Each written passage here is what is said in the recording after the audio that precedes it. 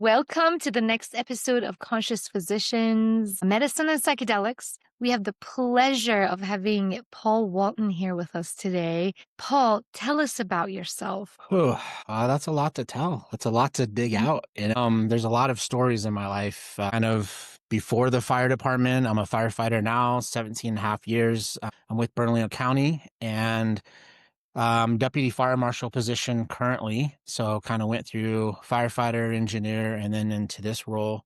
Before that, kind of grew up in Southern Ohio, Central Ohio farm community, moved to outside Chicago area. I had a little bit of an upbringing that was untraditional and had some past trauma with that. Was introduced to psychedelics at an early age, kind of healed a lot of that trauma and really started discovering myself and who I was as a person who I didn't know. And that led me to really journeying out and exploring not only kind of the world, but my mind and everything else. And then I got into the fire department and all those things had to change. And I didn't use any plant medicines or anything like that. And I started developing some side effects from the job, right? And they're small. And then as you continue through this career, they kind of on each other and you pack in that trauma. You're not really told how to deal with it. And there's not a lot of good support. There's a lot of stigma around everything. So I just kind of packed it in and kind of packed it and packed it and packed it until about 15 years in, it just kind of my backpack over exploded. I don't know how else to explain it, but kind of came to a head. I was going through a surgery from an injury at work, got a medical card for cannabis, used the opiates the first, 2 or 3 days. And I've just had bad reactions with pharmaceuticals in the past with side effects and different things. Not that they don't work. And I hate to say things in a whole, right? There's partial works of things, but then there's also the side effects of things as well. And I didn't really like the side effects. So we decided let's try the cannabis and see how it works for pain. I never really used it for pain in my past relationship with it. And what I discovered was not only did it help with my pain, but it started the healing process of my injured mind. And I started doing art. I started coming back to who I was before all this trauma and before all this like sleeping disorder, anxiety, all these things. And it's hard to be diagnosed with things, illnesses, when I didn't have what I felt were horrible illnesses before the fire department. We all struggle in life. We all have ups and downs throughout life and different things like that. But the real trauma didn't happen until I started the fire department. So that healing journey got me on a mission and a passion to get medical cannabis for our off-duty firefighters. And we worked with the union and several other people. And I just did hundreds of hours of research and calling people. And yeah, it was overwhelming, to be honest with you.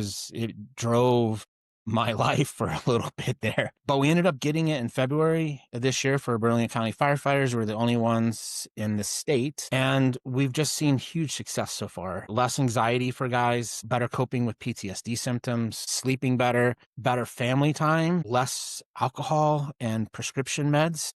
So guys that were on anti-anxiety medications, guys that were drinking for coping, we've had guys stop. We had a couple guys, a couple vets. One lost like 50 pounds when he stopped drinking. Another guy lost like 40. And they were using quite a bit of alcohol for coping, like a lot of people do in first responders sort of areas. And then beyond that came my relationship rekindled with psilocybin as well. And that perpetuated my healing journey once more. It's kind of like I have this life before the fire department, and then kind of like these 15 years in heavy in the fire department. And now I'm kind of on my third leg and reopening, rehealing. I'm not fully healed. I'm happy to admit that. And sometimes that's hard because we think that we're going to heal everything. And it's not really the case, right? We kind of close those wounds up a little bit and try to get them a little bit healed and a little smaller and a little easier to cope with and deal with it. And that has happened over the last few years. But to be honest, I still have triggering points. And the hard thing is you don't know what's going to trigger you. So there's still deep down healing that's still going to happen it's probably going to take years, to be honest with you, from these type of jobs. But the nice thing is that with medical cannabis and with some psilocybin therapy and journeys, I'm able to now have a better life, to be honest with you. It brought me away from that edge that I was standing on at about year 15. And I want to do that for other people, especially first responders. And when I talk about first responders, it's easy to talk about firefighters because that's what I am, right? What I've been doing. But it really starts at dispatchers and then firefighters, EMS, police as well. And then I feel it really goes into the ER as well. I think that all that servicing from dispatcher to definitive care in the ER, it's not really recognized what the trauma and mental struggles that are happening in these fields, and they're kind of forgotten about. So they don't really get the support and the help that they really need. There's a little bit. Unfortunately, there are some that is like kind of like a checkbox, like, oh, well, we have support for you. We have talk therapy for you, or we have resources for that talk therapy. And it's not enough, especially for first responders. Talk therapy, it kind of scratches the surface a little bit, but it really doesn't dig in deep. And the other part of that is it's hard to get therapy that is oriented to first responders. A lot of people just don't know what kind of things we've seen and what do we deal with. The sleeping or disorders, they just increase all these symptoms, right? Hormonal imbalances, your anxiety, your PTSD symptoms. Beyond that, one thing that's not talked about as well is the moral injury that first responders also not hearing people's worst moments. And we're fixers. We want to help people and we want to fix things. And you can't always do that. And so it's tragic when you can't and someone passes and you like, what could I have done better? What more could I have done? Right. So there's a lot of stigma and there's a lot of barriers with these types of therapies. So I really, after doing my own healing partially, right, and continue to do it, I just want to bring awareness to all these different struggles, all the nuances that are around first responders and them getting help, and bring that more into the public and to facilitators and people that are going to make some changes so that we can heal our community servers, right? When they're healed, the community also is helped as well. Wow. Absolutely, absolutely. Thank you so much for sharing all that. As you were talking, there's so many little stars that came up. I'm like, ooh, I Yeah. want to explore this. So the concept of healing and being healed, right? There's like a pressure behind that almost like I gotta be healed. It's Yeah. layers. It's layers for all of us. The path of life is every day healing ourselves and connecting with our soul, with the spirit within, and being able to examine ourselves and seeing ourselves from different angles, even from the angle of that trigger that comes on, like, why did that trigger me? Where did it trigger me? How? Where does it go? Where did it come from? And oftentimes, the recognition of that by itself can do this resolution. It can just dissolve that issue. And sometimes, if it's really deeply ingrained, then you gotta do that several times, but the more practice that we have with it, the easier it gets, and then life still will show you in a different way, "Hey, did you clear this trigger or did you not?" And Yeah. it's such a layered work, even with forgiveness, you know? We work on forgiveness very much in the program, in the Conscious Physician Psychedelics Academy. And also I work with my patients on forgiveness and their families when they're dying. And man, is it powerful. But every time I go into that space with someone else, I'm like, oh, have I forgiven all that I needed to forgive, even with that one person or with myself? And there's always something there. There's always something just a little bit there. So it absolutely layers. And then you mentioned first responders. It's interesting because I was a first responder going into college. Oh, okay. When I was at Emory University, I was deciding whether I'm going to go pre med or I'm not. And I was like, what can I do experientially that's the closest thing to being a doctor? And when you're out in the field, you have to make decisions. You know, you're coming upon a scene, you got to assess everything, you got to do the whole thing and then make decisions on the spot.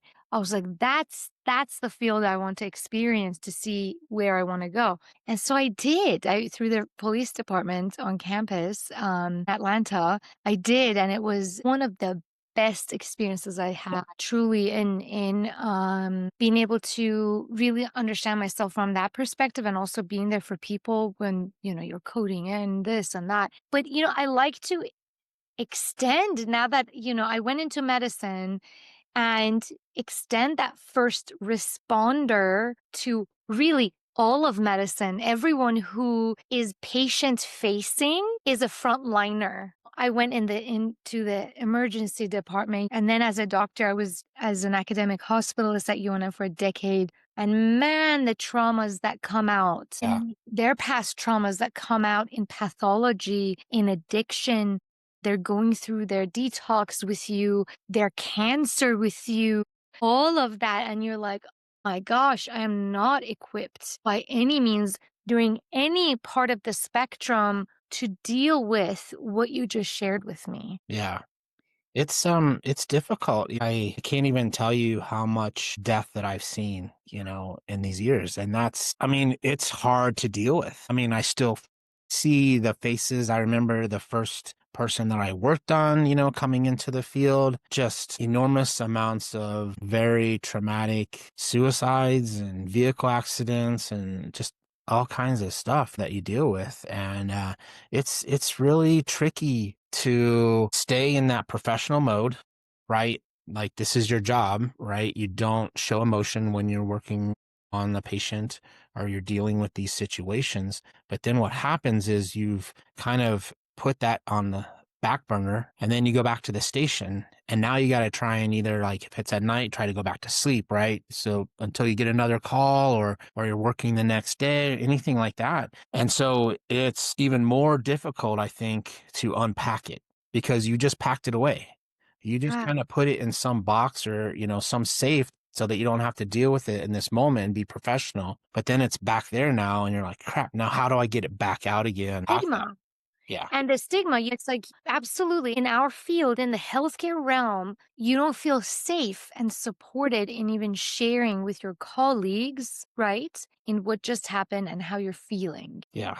Yeah. Yeah, it's absolutely true. There's so much stigma. It's starting to change a little bit by people being very vocal about it and telling weakness. Sharing your stuff is not weakness. That's actually strength, right? It's showing courage. It's being brave about it and being vulnerable so that you can start that healing process. But there is still that, and it's really tough because like if you break your arm or your wrist or you roll your ankle or do different things like that. It's like, oh, there's something physical to see. Oh, you're injured. Oh, you're hurt or whatever. But if you have a head injury, um, it's much less accepted and understood. So that compassion and empathy is not there a lot of the times that when people really, really, really need it and they're really kind of in those down spots. Who do you talk to about that, right? I've been lucky because my wife's a social worker. She works the VA. I've been lucky to have someone that is equipped to be able to understand me and talk through things. Honestly, and I hate to say this, and we're not supposed to, but right, she's been my best therapist, to be honest. Oh, I know. incredible. No, that's Um, what it is, though. That's I know community. people look, oh, you can't, you're a relationship. You can't be the therapist. And it's like, Stop it. well, if it helps and it heals, then why not? Yes, of course. To me, if you really look at how society used to be in these villages, right? Or not even villages, in cities, but the Community. culture was community.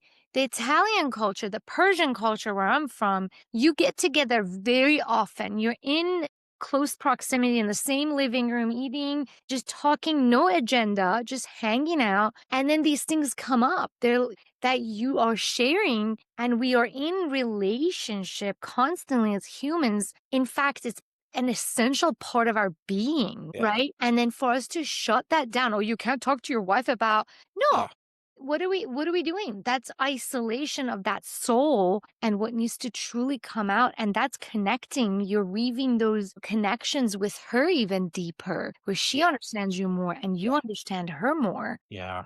Well, our relationship because of this is the strongest it's ever been. It just keeps getting stronger.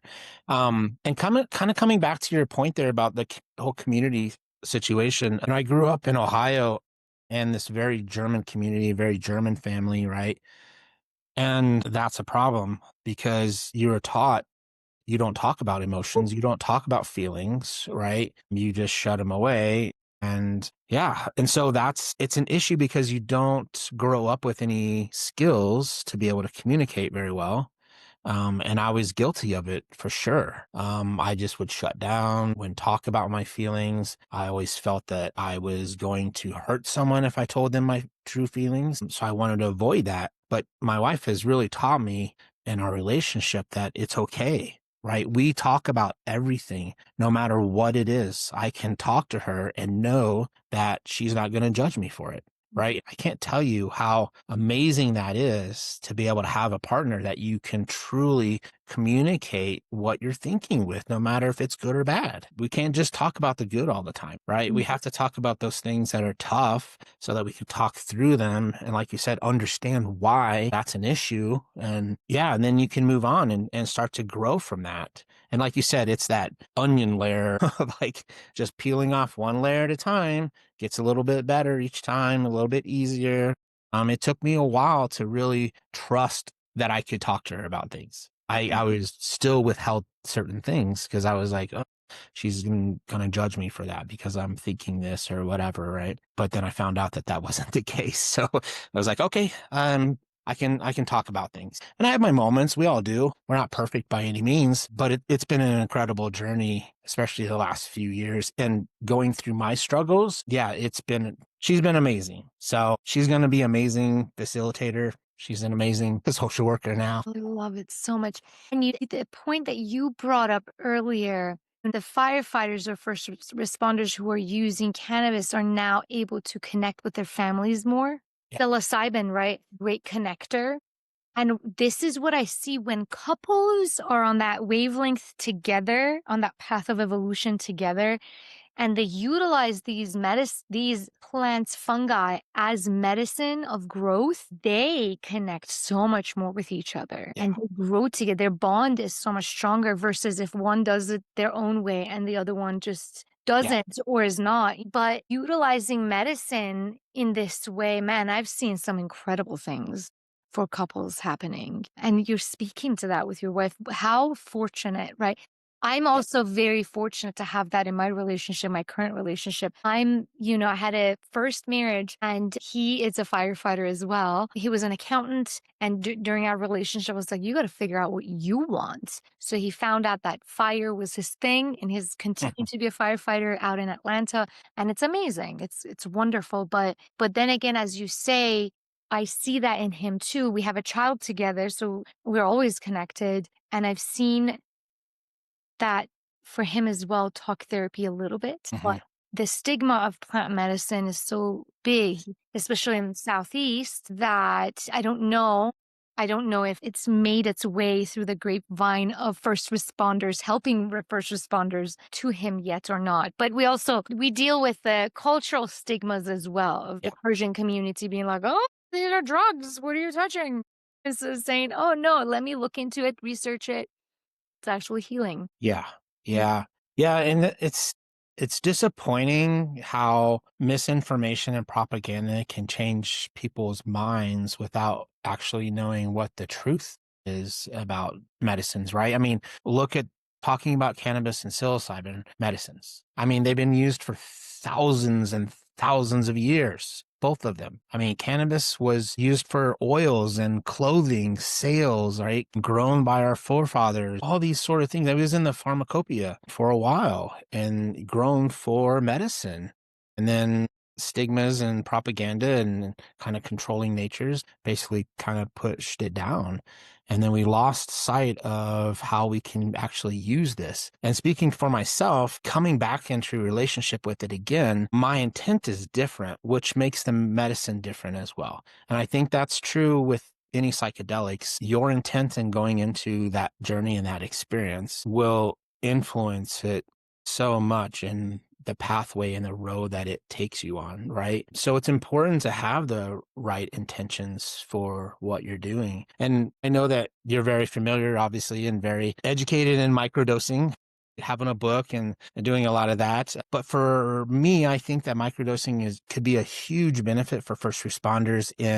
I've seen that the cannabis help with opening people up a little bit, breaking down that wall, that barrier that we've kind of built up to not talk about things and not ask for help. But I think that microdosing could really help with that as well. And some people might need that before they do any kind of a macro therapy session or a therapy dose. And then afterwards with integration, obviously, you know, I think most people are in agreement. Like integration is probably the most important and hardest part of this, right? There's the preparation, there's the journey, which is probably the easiest part, to be honest, because it's going to do it for you. And then you have the hard part of integration. And I think for first responders, the thing that is being missed is that these people can have a profound experience with a therapy session with these medicines, but then they have to go back to work.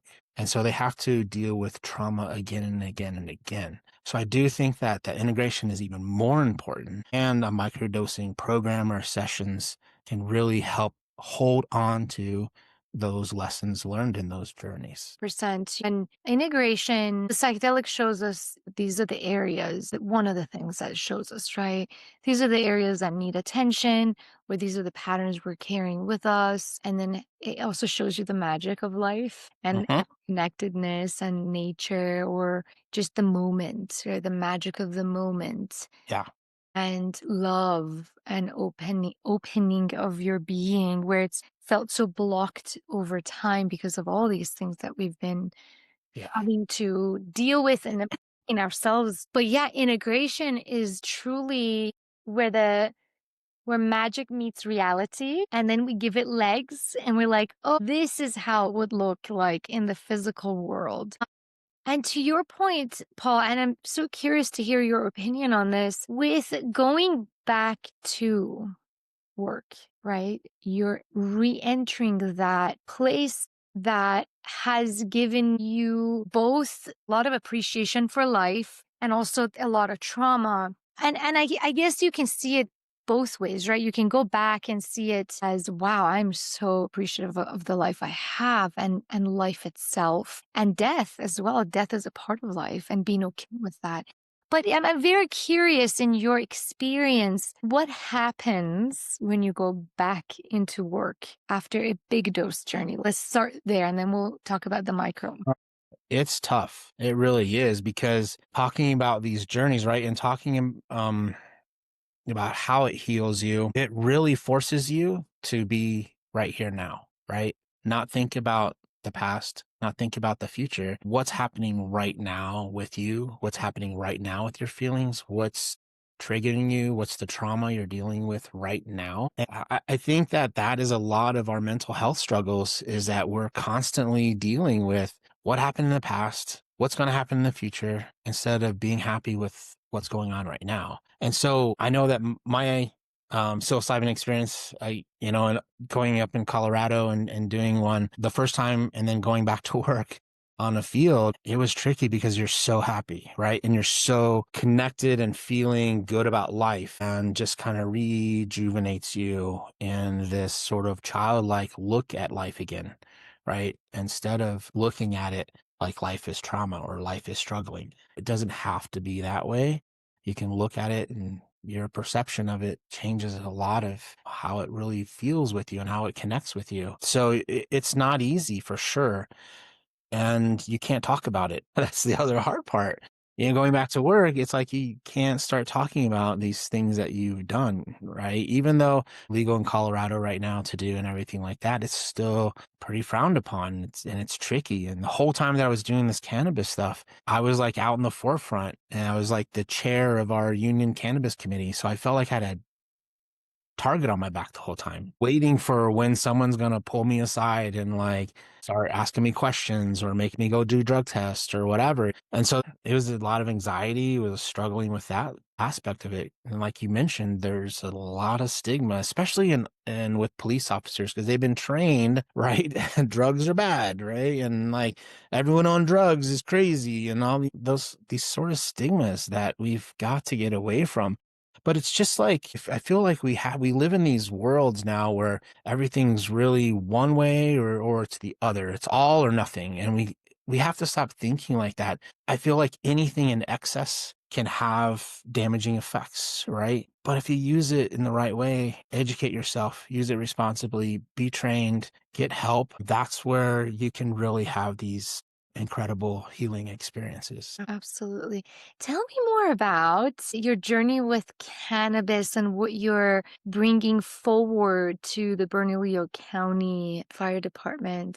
Yeah, so we started on this journey and we started at the federal level looking at all the federal things that would possibly affect us and finding that there wasn't really anything. There's no mandatory drug testing in the Drug-Free Workplace Act, so it doesn't affect federal funding whatsoever. We don't have a CDL, so we're not regulated by DOT as drivers, so we're not required to be Tell tested me by about them. CDL. What is CDL? A commercial driver's license. So Gotcha. anybody that drives like certain vehicles and trucks, they have to have a CD, things like that. Fire apparatus are exempt from that. Firefighters are exempt from getting CDLs for driving. Okay. Um, yeah, so OSHA, impairment, going through all these and talking to all these different agencies, it's all about impairment at work. And so we started discovering at the state level, even at the state level, there wasn't any mandatory drug testing or anything like that. And so it's like, well, why are we being denied on a medical level? There's even 2 court cases in New Mexico that rule that the Department of Health medical cannabis card is basically the functional equivalent of a prescription. It meets the definition of what the state statute is for a prescription in New Mexico. So that's actually one thing that I've kind of been talking more about here recently and hoping that I can get some ears of some representatives so that we could possibly change that in the medical bill where New Mexico cannabis card would be recognized and treated equivalently to a prescription. That would open up some Hmm. workers' protections, especially for first responders, and we treat it accordingly. I don't know why we treat prescription drugs differently or we treat alcohol differently than this cannabis that can be medicine and can really help people. And doesn't kill people. Yeah, right. No one's Alcohol got and it. opioids and benzos, right? They Yeah, kill people. The NIDA came out a few years ago and they ranked the most dangerous drug to the least dangerous. The most yeah, dangerous was yeah, alcohol. right. And right above it, cannabis. Yeah, There so are no pathological reports showing that anybody has ever died using psilocybin or cannabis. Alcohol, every day, every single day. I had several people on my panel at the hospital at UNM that were dying at a young age from alcohol. Liver yeah, cirrhosis, hepatorenal, you name it, yeah, GI bleeds. yeah. Terrible. Well, it's interesting because I think the CDC I think it's around 150,000 a year die from medical alcohol related issues, right? And we're still almost a 500,000 a year for tobacco, almost a 500,000 people a year from tobacco. And it's crazy how these are just so destigmatized, right? Right, right. Yeah, yeah, Because they found out that there's money. not only money, but they're addictive and you want a recurring customer. That's the business model, right? Yeah, right. And so we are shifting, saying, hey, you can still make money doing good things for humanity. Can we veer the ship this way now? We redirect. Yeah. Mm. Yeah. Yeah, just that greed in the medical industry yeah, it's just so bad. It's hurting so many people, so many people. Absolutely. And it's hard. I mean, it's hard to change that when so much money is involved and people are making these rules and regulations and policies that are getting money. So they're going to keep doing that. So it's really hard. We got to change that somehow. But you're right. I mean, I think that we're on this pathway now. And with psilocybin, it's crazy how fast it's moving through things compared to cannabis, which has been trying for years. I worked in grassroots for Normal and Hemp for Victory back in the 90s for cannabis. It's just kind of crazy how much stigma and misinformation can really hurt. Truly. Yeah. Truly, truly. And so it's such a big responsibility, right? The words we choose. We Yeah. talk about things, such a big responsibility. And so, and the way we judge things and why are we judging? So my question is this. Let's say a firefighter, first responder comes to you to get help, what are the top 3 things that they usually come to you for? And how are you able to help them? How do you guide them to kind of navigate this utilization of cannabis as medicine? Yeah. So, well, that's one of the things that we're kind of working on. So, what kind of happened after we got it into our contract that we were able to use off duty? One of the issues is like the county and the union, they kind of have guardrails they have to stay in, right? And I really wanted to do some education, and I can see the resistance. They don't want to do that because then they feel like they're promoting it, or they're promoting the use of it. And so one of the things that we're starting to do is work with Verdes a little bit and ASA, which is Americans for Safe Access, to just try and put some education pieces together on this PRN medication, because everybody is different. Their systems are different. They're going to be using things differently, not only different in routes, intakes, but then also different symptoms that they're using things for. Verdes is really good with education. They have a full-time education person who really knows a lot about the endocannabinoid system and can help people figure out what they really need and the dosage that they really need. So that's what we're kind of working on, that aspect of things. And then also we're putting together information for other departments so that we can just educate them. We don't want to push anybody onto anything, but we just want to educate people so that they can make an informed decision about gaining access for their employees. But like we just had we're going through a hiring process right now for a new academy. And I was told that there are somewhere around 300 applicants, which we haven't even had nearly that many applicants before. And I've had a couple instances where people from other departments are trying to get hired on to us, and they're going to lose seniority and pay, but they're going to get access to cannabis. And one told me that he's recovering from alcoholism. He's been free for 4 years, but he doesn't know if he can survive the rest of his career without being able to use some medicine off duty rather than resorting back to alcohol. You said academy. Is it a fire academy? A fire academy, a hiring process, they go through a whole academy before they come in and everything like that. So yeah, we've had a record turnout for this next one.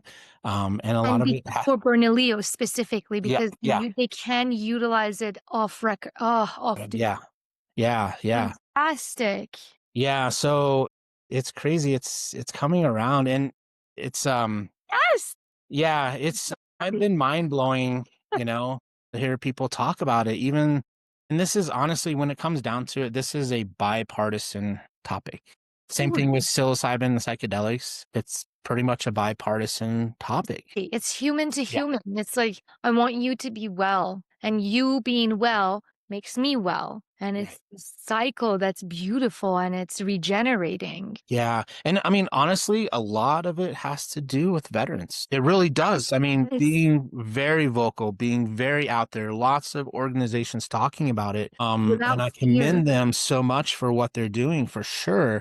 And that's why I and a couple of the other guys that worked on this before, we were like, well, there's not really much of a voice for first responders. Let's try and start that conversation and try and bring that education and awareness into this space all around us and work on it, because it's really helping people. And when we help our first responders, our community also is helped, right? Big time. Thank you so much for doing what you're doing. And Yeah. so, Paul, you started a nonprofit organization. Is that correct? Yeah. Well, we're working on it. Yeah, it takes time. It takes a lot of It effort and does. it's a Um, lot. it's been crazy because there's all these things that happen along the way that you're like, oh, that's coming up, so I got to jump on that real quick and do this, and oh, there's this coming up, and I'm in the process of filling out an application and so to be a facilitator, hopefully. Yes. There's all these things that are just, yeah, and it's tough because honestly, the whole thing with this is that we started talking about this, and then we started talking to a few people, and then the next thing you know, holy cow, it grew legs and started running, and we were running after it to catch up with it, to be honest. And I feel like we're still trying to kind of catch up with it. We're almost like there. I can see it again. Yeah, but it's been It's a quite the lot. whirlwind. Yeah. And I have to say, like, I'm happy that I got into contact with certain people, talking to Larry, talking to Amy Wong Hope and Michael from Limina Foundation, right? And getting connected with all these different people and in yourself also has really helped me with this passion, with all the inspiration from you and everyone else and that I've talked to, and support from them as well. So it's been really, really cool. I started doing a few podcasts. I think this is like my fourth one or something now. I Mm. sat on a panel with PATA, which is the out of Oregon, the psilocybin-assisted therapy association. I get that right. But I sat on a paddle with them on October 4th or whatever for first responders. So I'm just kind of hoping to get that voice out there. I honestly have been saying this the whole time. I don't want recognition. I don't want, this isn't for my ego. This is nothing to do with that. This is passion. This is from my heart. If I want anything from anybody, it's just to be a louder voice and to share that awareness. That's what I really, really want. It's a selfless, really it is, sort of thing I'm doing. And that makes it more rewarding, actually, too, when you're done. And what you're saying, it's divine. It's something to be cherished and to be shared. And that's exactly how I feel about the work I do for the healthcare community, the healthcare worker community as well. Is I say the same thing. I'm like, this does not feel, it's not from the ego, it's from the heart, and it's divine that we have to cherish it and we have to share it. And that's Yeah. what we're all doing. And how wonderful that people are recognizing that within you, and they're feeling it, and they're inviting you to share this piece of divine with the world, because we need it. We need, Yeah. yeah, and it's Yeah. time. This is the time for it. Yeah, yeah, right. Yeah, I fell into it pretty well, it's pretty nice, the timing of everything. But Yeah. yeah, and speaking more about I went through like the Zendo project sitter program and that sort of thing. And it's funny because back in the day, there wasn't terminology for being a sitter, right? You were just a good psychedelic friend who That's could sit right. there with you when you're going through some stuff that was coming up or something like that. So it's interesting to have those experiences from the past and be like, "Oh, now it's a program, now it's a thing." And it's really awesome and very cool to see it just kind of continue to grow and take its own path and really, yeah, be at the forefront. It's really awesome. But I think that what we're trying to do and what I really want to do beyond a sitters is be a facilitator, so that I can either be like a facilitator, peer support facilitator, or a peer support sitter. And I think it's important when you're dealing with first responders, especially if they haven't dealt with any of their trauma, right? It's most likely that's going to come up. And that is Mhm. a hard thing. And I really feel like it's important to have some other people there in the room that can, not that a therapist doesn't understand it, but it is a little bit different. It is a That little has bit some different. lived experience. Yeah.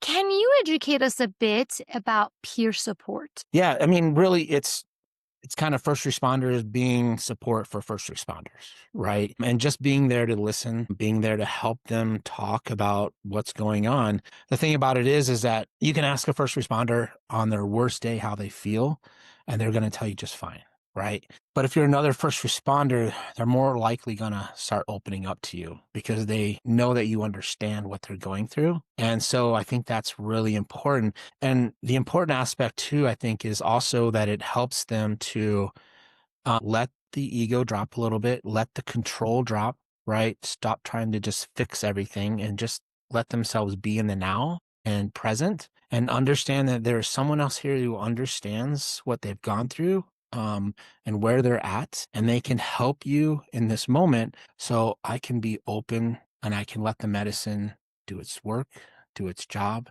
right? Because if we have that intent of just holding things in and being tight, what's going to happen is that medicine is going to force it out. And that's not really what you want. You don't want the resistance. You want to just let it flow. It's going to be healthier and it's going to be safer for you. Absolutely. And it took me back to a couple of instances in college, actually. One of the students that was also a first responder with me, he was witness to a shooting. Person got shot next to him, right, like standing next to him. They go on scene and he gets splattered with brain and all kinds of stuff. Mm. And I remember back then, like all the rest of us were like, how do you support that person? Right? Yeah.